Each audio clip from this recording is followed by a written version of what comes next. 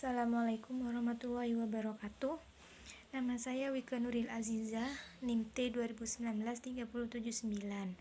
Saya dari kelompok 9 akan menjelaskan tentang pengertian, fungsi serta manfaat laboratorium.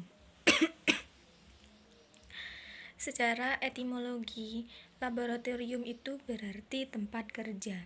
Sedangkan menurut terminologi, laboratorium itu merupakan suatu tempat belajar mengajar yang berisi alat-alat penelitian atau sebuah percobaan untuk mengembangkan potensi laboratorium. Laboratorium ini berfungsi sebagai sumber belajar. Artinya, laboratorium itu digunakan untuk melakukan sebuah percobaan tentang teori-teori yang telah didapat oleh siswa di dalam kelas sebelumnya, sehingga siswa itu tidak hanya berangan-angan tentang teori tersebut, dan mereka juga dapat mempraktekkan secara langsung dengan menggunakan alat-alat yang telah disediakan di dalam laboratorium. Kemudian, laboratorium juga berfungsi sebagai media pendidikan. Media ini yang meliputi media pengamatan dan media percobaan, dan laboratorium ini berfungsi sebagai sarana penelitian. Nah, laboratorium ini berfungsi sebagai tempat dilakukannya penelitian sehingga terbentuk pribadi peserta didik yang bersikap ilmiah. Kemudian manfaat laboratorium. Dengan adanya laboratorium ini, siswa mendapat kesempatan untuk memenuhi dorongan rasa ingin tahu mereka dan rasa ingin bisa terhadap teori yang telah mereka dapat. Di dalam laboratorium, siswa dapat melakukan praktikum guna untuk mengembangkan kemampuan eksperimen mereka. Nah, eksperimen ini yang melatih siswa untuk melakukan sebuah observasi secara cermat, mengukur dengan akurat, serta menggunakan alat-alat yang ada di laboratorium itu. Assalamualaikum warahmatullahi wabarakatuh. Saya Sofia Aini, NIM T 2019-359. Di sini saya akan menjelaskan tentang macam-macam laboratorium yang ada di sekolah. Macam-macam laboratorium yang ada di sekolah biasanya disesuaikan dengan seberapa banyak jurusan yang ada di sekolah tersebut dan seberapa mampukah sekolah tersebut dalam menyediakan laboratorium untuk kegiatan pembelajaran. Apa saja sih macam-macam laboratorium yang ada di sekolah? Yang pertama yaitu ada laboratorium komputer. Laboratorium komputer ini merupakan sarana penunjang praktik siswa berkaitan dengan kompetensi di bidang teknologi informasi dan komunikasi. Pembelajaran yang biasanya dilakukan berupa praktikum teknologi dan komunikasi yang terdiri dari pengoperasian komputer, pengolahan kata, pengolahan angka, dan pengolahan presensi. Terus laboratorium yang kedua yaitu ada laboratorium IPA. Laboratorium ini sangat tidak asing di telinga kita karena hampir setiap sekolah, terutama sekolah menengah atas, pasti ada laboratorium IPA. Laboratorium IPA merupakan salah satu sarana pendidikan yang digunakan untuk kegiatan praktikum pembelajaran IPA. Biasanya laboratorium IPA terdiri dari ada laboratorium kimia, laboratorium fisika, dan lain-lain. Terus yang ketiga ada laboratorium pengetahuan sosial atau laboratorium IPS. Laboratorium IPS merupakan salah satu tempat yang digunakan dalam proses pembelajaran, di mana di dalamnya disediakan beberapa alat khusus penunjang dalam berlangsungnya pendidikan IPS, seperti melakukan kegiatan penelitian observasi, eksperimen, analisis, kegiatan pembelajaran ilmu pengetahuan sosial, dan lain-lain. Terus yang keempat ada laboratorium bahasa. Laboratorium bahasa adalah laboratorium yang dibuat untuk mempermudah penyampaian materi. Pada umumnya lab ini digunakan untuk materi bahasa seperti bahasa Indonesia, bahasa Inggris, bahasa Arab, bahasa Jepang, atau yang lainnya. Terus selain itu ada juga perencanaan program laboratorium. Untuk perencanaan program laboratorium perlu diadakannya penggandaan gedung dan juga penggandaan bahan dan alat. Penggandaan gedung harus memperhatikan tata letak laboratorium yang diantaranya yaitu pertama harus memperhatikan lokasi dan ukuran. Kemudian luas ukuran laboratorium. Kedua aspek tersebut merupakan hal yang sangat perlu diperhatikan untuk pencapaian penggandaan gedung laboratorium. Terus kemudian ada juga pelaksanaan program laboratorium sekolah. Apa saja sih aspek-aspek yang mempengaruhi pelaksanaan program laboratorium di sekolah? Yang pertama yaitu ada administrasi alat dan bahan.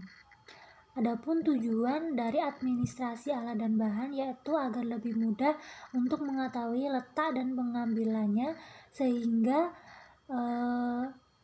proses pembelajaran di dalam laboratorium dapat terlaksana dengan lancar.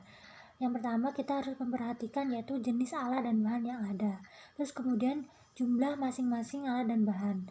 Selain itu juga harus memperhatikan tentang jumlah barang-barang yang rusak ataupun barang-barang yang hilang. Selain itu juga di dalam laboratorium perlu diadakan pemeliharaan alat dan bahan. Masalah yang biasa terjadi di laboratorium adalah penyimpanan alat dan bahan yang biasanya ditentukan oleh keadaan laboratorium, susunan laboratorium, dan keadaan perabotan laboratorium, serta gudang dan ruang persiapan. Biasanya di dalam pemeliharaan alat atau bahan ini dibentuk tim penanggung-jawaban atau struktur organisasi laboratorium. Biasanya struktur organisasi laboratorium ini terdiri dari kepala sekolah, wakil kepala sekolah, tata usaha, dan guru pengelola laboratorium. Assalamualaikum warahmatullahi wabarakatuh. Perkenalkan di sini saya Umi Rofiko Turjana dari NIM T 2019-3060 Program Studi Manajemen Pendidikan Islam UIN Hasimber. Di sini saya akan membahas mengenai keselamatan kerja di laboratorium, tata tertib dan administrasi di laboratorium, serta evaluasi program laboratorium sekolah. Langsung saja yang pertama yakni keselamatan kerja di laboratorium. Pada saat proses pelaksanaan kegiatan di laboratorium, biasanya akan terjadi suatu masalah atau kecelakaan kerja, mengingat bahwasanya alat atau bahan yang berada di laboratorium itu sangatlah berbahaya. Oleh karena itu, keselamatan pengguna di laboratorium itu sangat perlu diperhatikan. Lalu adapun kecelakaan kerja yang biasanya terjadi di laboratorium itu diantaranya yakni yang pertama luka karena benda tajam, serpihan kaca, dan terbakar. Yang kedua yakni terkena cairan kimia seperti cairan asam, cairan basa pekat. Yang ketiga yakni tertelan zat-zat beracun. Yang keempat yakni tergigit oleh hewan peliharaan. Yang kelima yakni pingsan karena bau gas yang berada di laboratorium. Yang keenam yakni kebakaran akibat ledakan yang biasanya dihasilkan dari kegiatan eksperimen yang dilakukan. Sehingga jika hal-hal tersebut terjadi, adapun langkah pertama yang harus dilakukan yaitu yang pertama membawa korban ke tempat yang lebih tenang. Yang kedua yakni jika terjadi luka atau pendarahan, upayakan pendarahan tersebut dihentikan dengan cara mengangkat bagian tubuh yang luka tersebut lebih tinggi dari jantung. Yang ketiga yakni usahakan korban berbaring senyaman mungkin atau seleluasa mungkin dan melonggarkan pakaian korban. Yang keempat yakni jangan memberi makan korban yang sedang pingsan.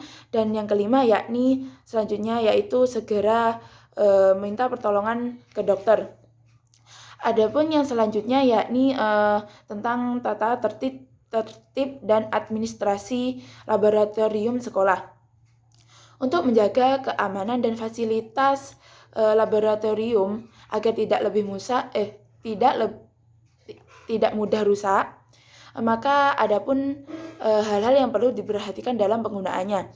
Adapun hal-hal yang perlu diperhatikan dalam penggunaan laboratorium yaitu yang pertama, pahami terlebih dahulu tentang tata cara masuk dan memakai laboratorium seperti hal itu dapat dilakukan seperti menyediakan pamflet tentang tata cara penggunaan laboratorium. Lalu yang kedua, yakni sebelum menggunakan laboratorium, terlebih dahulu minta izin kepada kepala laboratorium atau teknisi yang bertugas dalam laboratorium tersebut. Lalu yang ketiga, yakni mengisi daftar hadir, daftar pemakaian atau formulir yang telah disediakan oleh laboratorium. Lalu yang keempat, saat memakai fasilitas laboratorium, terlebih dahulu baca petunjuk pemakaian yang berada pada alat atau bahan di laboratorium tersebut. Jika dalam penggunaan tersebut tidak memahami atau mengerti, kan biasanya dalam tata cara penggunaan yang ada di alat atau bahan di laboratorium itu biasanya menggunakan bahasa Inggris. Jika kurang memahami, itu bisa ditanyakan kepada teknisi atau pekerja yang ditugaskan di laboratorium tersebut. Lalu yang kelima, yakni upayakan dalam penggunaan fasilitas laboratorium itu sesuai dengan batas waktu yang telah ditentukan untuk menghindari kerusakan dan kehilangan alat atau bahan. Yang keenam, yaitu jangan memakai peralatan di luar izin kepala laboratorium atau teknisi. Yang ketujuh, jika ingin membawa peralatan di luar ruangan, mintalah izin terlebih dahulu kepada kepala laboratorium atau teknisi atau laboran. Yang kedelapan, yaitu setelah memakai fasilitas, kemasi peralatan yang telah digunakan itu ke posisi semula. Yang kesembilan, yakni jangan meninggalkan laboratorium sebelum diketahui oleh teknisi atau kepala laboratorium untuk mengecek apakah alat-alat tersebut sudah dikembalikan atau belum. Lalu yang terakhir, yakni evaluasi program laboratorium sekolah. Untuk melakukan evaluasi terhadap kegiatan laboratorium sekolah itu ada 3 cara yang dapat dilakukan. Adapun yang pertama, yakni laporan kegiatan praktikum. Hal ini bertujuan untuk mengetahui tingkat pemahaman siswa terhadap materi praktikum dan kemampuan siswa dalam menyusun data hasil percobaan yang dilakukan serta dapat melakukan analisis data. Lalu yang kedua, yakni tes kegiatan laboratorium. Tes kegiatan ini bertujuan untuk sebagai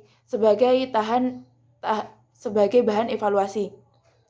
Lalu yang ketiga, yakni pengamatan langsung. Pengamatan ini dilakukan untuk mengukur kinerja siswa pada saat melakukan kegiatan praktikum, seperti untuk mengetahui kemampuan siswa dalam memilih alat atau bahan yang sesuai dalam kegiatan praktikum, atau bagaimana cara merangkai alat atau menggunakan alat, dan bagaimana sikap siswa saat melakukan praktikum. Mungkin sekian dari saya, kurang lebihnya mohon maaf. Wassalamualaikum warahmatullahi wabarakatuh.